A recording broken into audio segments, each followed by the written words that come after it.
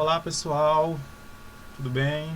Eu sou o professor Anderson e nessa aula eu vou trazer para vocês os conceitos que foram estudados no encontro virtual. Eu resolvi gravar novamente essa aula porque a gravação não ficou boa. Quem estava presente na aula viu que eu reclamei em alguns momentos a respeito da conexão, a respeito da utilização até dos próprios recursos, né, didáticos que eu usei na aula, não foi muito legal. Então eu resolvi meio que fazer um resumo daquilo que foi apresentado com os principais conceitos, ok? Essa primeira aula que foi trabalhada, né, eu trouxe os aspectos a respeito da natureza e propagação da luz e um pouco do início dos princípios da ótica geométrica. Como eu tinha comentado, a ótica geométrica ela baseia-se, a gente estuda esses conceitos, né? E um dos princípios que a gente leva em consideração é o princípio da propagação retilínea da luz e o princípio a ideia de feixes de luz. Então, as leis que foram apresentadas, que eu vou reapresentar aqui novamente, estão baseadas no princípio de um feixe luminoso, né? Então, para a gente identificar a lei da reflexão ou da refração, eu vou usar com você essa ideia, ok? Então, uma das leis que foi apresentada é exatamente a lei da reflexão. Que a lei da reflexão, pessoal, diz o seguinte, diz que o raio refletido ele vai pertencer ao plano de incidência e o ângulo da sua reflexão ele é igual ao de incidência. Se a gente está levando em consideração um feixe de luz, né, imagine então que nós temos aqui uma determinada fonte, ok? E dessa fonte vai emanar apenas um feixe. E aqui nós temos aqui uma superfície que vai ser uma superfície que vai ter com propriedade a reflexão. No caso, iremos utilizar um espelho. Então, nós temos aqui o raio incidente, que ele vai incidir em um determinado ponto do espelho e, pela sua propriedade, ele vai ser refletido.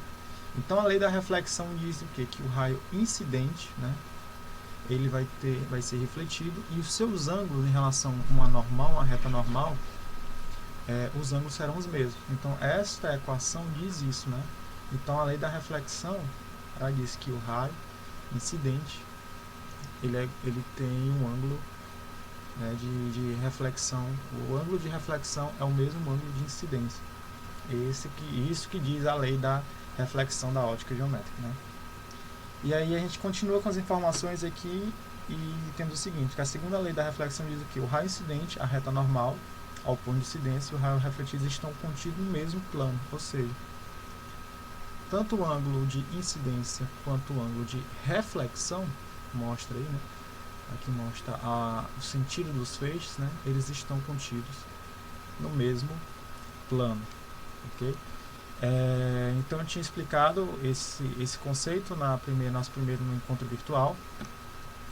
E aqui mostra aqui também, por exemplo, aqui uma animação, como se tivesse aqui exatamente o feixe incidente, ele reflete aqui sobre o ângulo, né, sobre um determinado superfície, no caso aqui seria nosso espelho, superfície refletora, né, e aqui temos aqui o ângulo, né, é o ângulo de reflexão.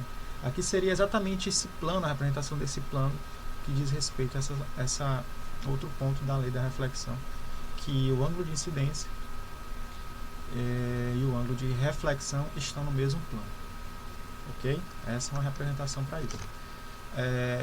Na lei da reflexão, nós temos algumas superfícies. Eu citei, por exemplo, a superfície do espelho plano, que eu mostrei para vocês, e aí temos, por exemplo, uma superfície rugosa. Qual a diferença das duas? A diferença das duas é a forma que elas são formadas, né, são contidas. Por exemplo, uma superfície lisa, né, ela é toda plana, não tem nenhuma imperfeição, já é diferente da superfície rugosa.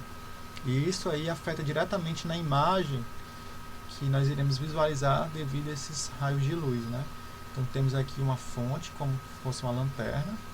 Da lanterna saem vários feixes, né? Então, levando em consideração que temos vários feixes de luz, se for uma superfície que é rugosa, que ela tem essas imperfeições, os raios serão refletidos de formas diferentes, né? Então não temos em conta de fato que o ângulo de incidência vai ser o mesmo de reflexão.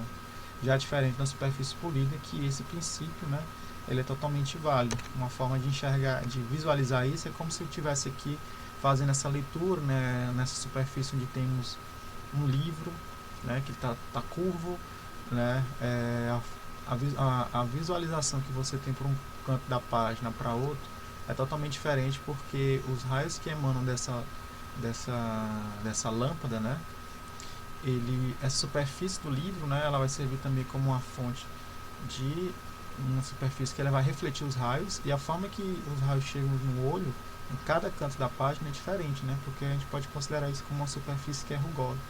Já diferente da superfície plana, né, por exemplo, como um espelho, nós não temos essas imperfeições, então o ângulo de incidência é o mesmo de reflexão, né, então conseguimos ver exatamente uma imagem com uma reflexão da sua própria imagem, né? Se olharmos, por exemplo, uma superfície como o espelho. Beleza, pessoal? Seguindo, uma outra lei que eu falei foi a lei da refração. Né? A lei da refração ela foi descoberta por Snell, né? Em 1621 e reencontrada por Descartes, né? René Descartes, em 1637. Por isso que essa lei da refração, também a equação relacionada à sua determinação é chamada de lei de Snell-Descartes, que diz o seguinte, que o raio agora refratado, certo? Ele permanece no plano de incidência. Qual a diferença da reflexão da refração? Porque a reflexão, o raio, o feixe de luz, incide sobre o objeto, né? No caso o espelho, a superfície, e ele é refletido, né? E vimos que os ângulos são os mesmos. Já o raio refratado, ele diz que o feixe de luz, ou a luz, ele passa de um meio para outro. E esses meios apresentam densidades diferentes, são materiais diferentes. Por exemplo, é um meio que vai ser o ar, o raio de luz vai passar pelo ar e vai penetrar na água, por exemplo, água. Então, o raio, ele sofre um desvio. A gente pode identificar exatamente aqui nesse ponto. A gente tem uma superfície, chamada superfície E, e essa superfície tem índices de refrações, que é chamado de índice.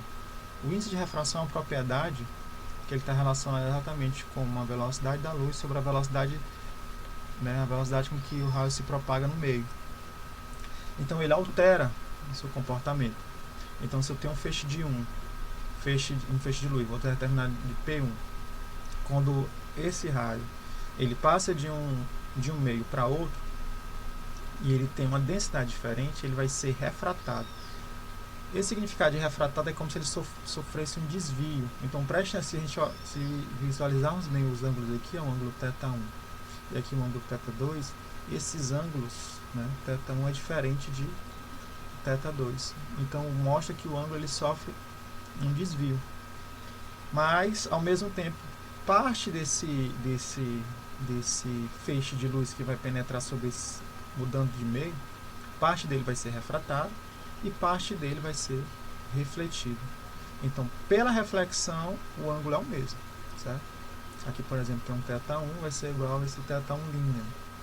Já o θ1 é diferente de θ2 porque os ângulos são diferentes, ok? Então, a segunda lei da refração diz o quê? Que ao passar de um meio para outro, nessa diferença, a razão entre o seno do ângulo de incidência e o seno do ângulo de refração, ele é constante. Por exemplo, se fizermos uma observação, estamos aqui no ar, né? E tem uma superfície com água e queremos visualizar um determinado objeto, por exemplo, um peixe. Pela ideia do princípio da propagação retilínea da luz, o que nossas observações tenderiam, né? Tenderia que se eu olhasse linha reta é exatamente o ponto que eu vou encontrar o objeto, no caso, o ponto eu encontraria o peixe, né?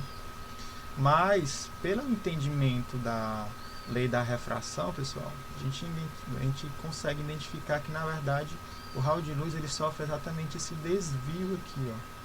Então, o ângulo aqui, ó, temos um ângulo de incidência, o ângulo que ele vai olhar e o ângulo aqui refratado, né? Então, são ângulos diferentes. Então, a posição real do peixe, que a gente visualiza, na verdade, de cima, né? Olhando para um lago ou para um rio, na verdade, não é a posição real dele, né? Ali é a posição que a gente visualiza devido aos efeitos ópticos, devido o raio de luz sair de um meio e passar para outro, né? É como se a frente de onda fosse, a gente levando em consideração uma frente de onda plana, né? Uma frente de onda plana. E temos aqui, por exemplo, o nosso raio de luz, né? Ele, quando ele chegasse exatamente, saísse do ar e fosse para a água, ele começa a sofrer exatamente esses desvios aqui, ó. Então esses ângulos aqui, θ1, e aqui gera um ângulo, por exemplo, θ2, são ângulos diferentes, ok? A gente pode visualizar isso aí da seguinte forma, ó, da forma que esse fenômeno totalmente visual, né? Exatamente, você coloca um objeto, no caso aqui, por exemplo, esse lápis dentro de um copo de água, nossa visualização vai exatamente ver que o corpo ele vai sofrer um desvio, porque aqui eu tenho um meio, que é o ar, e aqui eu tenho um meio da água, né, o H2O, então sofre exatamente esse fenômeno de variação, né, essa mudança do ângulo de incidência. Você tem um ângulo de incidência, que vai ser o ângulo que vai ser incidido o raio sobre o meio, ele vai passar de um meio do ar para a água, então ele vai sofrer um desvio, então vai sofrer uma refração. Esse é um fenômeno óptico, né? Outra forma que eu acho que é uma figura bem conhecida, talvez vocês conheçam, né? Uma figura, por exemplo, numa piscina, né? Você tem uma parede de vidro, consegue visualizar um fenômeno parecido ou similar a esse, né? Esse deslocamento do corpo com a cabeça, exatamente porque a luz sai de um meio, né, e vai para outro meio, né? Além da ideia que você tem uma parede de vidro, né, que é a forma que você visualiza isso, ok? Então isso é basicamente o que nós falamos no nosso primeiro encontro.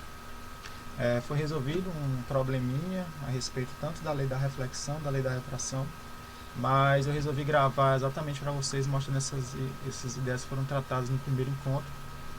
E eu comentei que nós iríamos dar continuidade, né, ao conteúdo, né?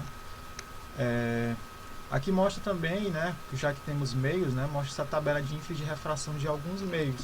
Por exemplo, aqui o índice, né, do vácuo, diz que é exatamente, né, de acordo com essa tabela retirada do próprio livro texto. O ar, né, que é na ordem de 1, a água 1,33 e por aí vai, né? Simplesmente você incide um feixe de luz sobre uma superfície e esse feixe vai passar de um meio para outro, né? Então ele faz de um meio 1, né, para um meio 2. E a partir dessa mudança de um meio para outro é que ele vai sofrer esse desvio, né? Então eu trouxe para vocês esse ponto, na aula passada também, da forma exatamente como a gente considera e analisa esse índice de refração, né? Mostrei para vocês que o índice de refração N é dado pela velocidade da luz no vácuo sobre a velocidade no meio. É isso. E aí nós temos algumas condições. Já que a luz vai partir do meio 1 e vai para um outro meio diferente, temos condições. A primeira, né, comparar exatamente esse ângulo de refração, que é o ângulo θ2, com o ângulo de incidência. E quando eu faço a comparação, eu posso levar em consideração exatamente como é que é o índice desses meios. Por exemplo, se tivermos que os índices são os mesmos, é como se o feixe de luz estivesse passando do ar para o ar. Então isso aí vai seguir uma ideia, né? Exatamente, ele não vai mudar de meio, né? Então ele vai seguir a sua trajetória retilínea, né? Seguindo o princípio da propagação retilínea, que é o princípio da ótica geométrica, o princípio básico da ótica geométrica. Então ele vai seguir reto, ou seja, você não vai ter mudança de meio.